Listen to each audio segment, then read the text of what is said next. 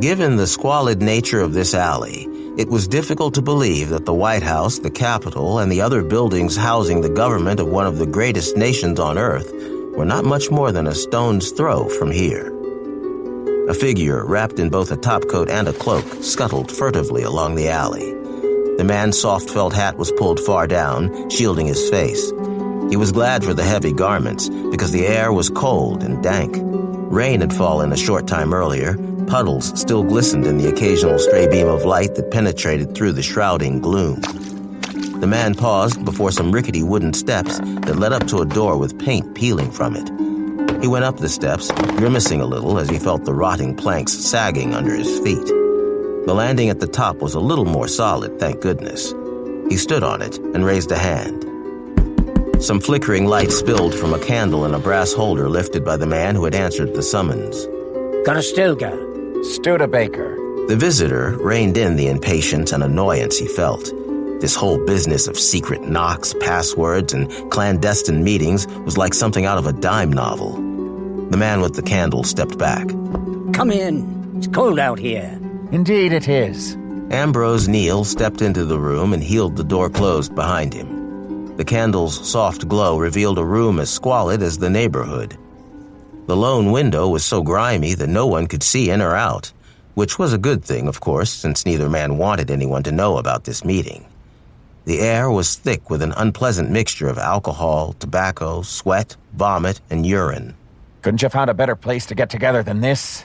No one's going to expect either of us to be found in a hovel like this.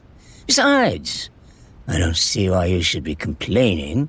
You spent most of the past 5 years in prison, correct? Neil's already ruddy face warmed and flushed darker with anger.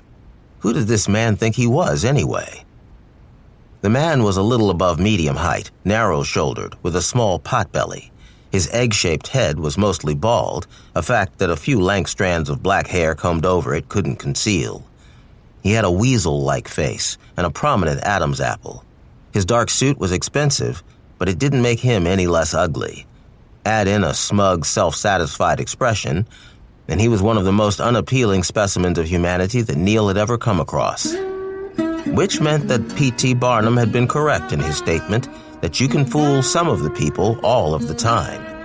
Warren Pulsifer had fooled enough people that he'd been elected to the United States Senate. That's right, I've been in prison. And now that I'm out, I don't want to go back to spending time in places like this. I did enough of that when I was on the force in New York.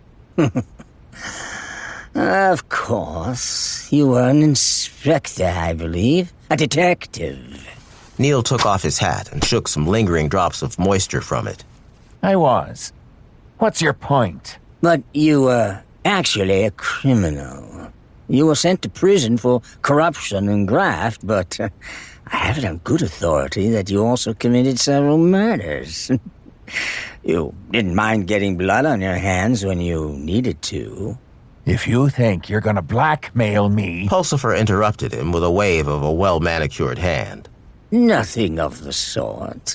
We're on the same side, Mr. Neill.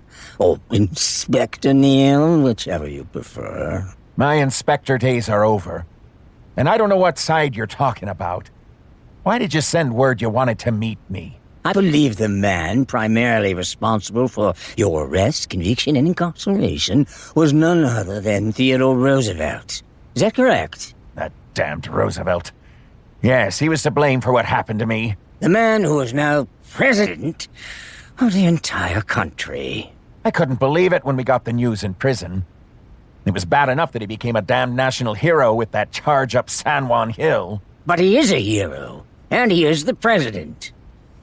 But, you're not the only one who holds a grudge against him, Mr. Neill, or the only one who'd like to see him taken down a notch or two. That's what this is about? You're going to get even with Roosevelt. That's right. Neill smacked his fist down on the table, making the candle flame jump a little. Then count me in. Whatever you want done, I'll be part of it, as long as it means hurting that damned Teddy Roosevelt.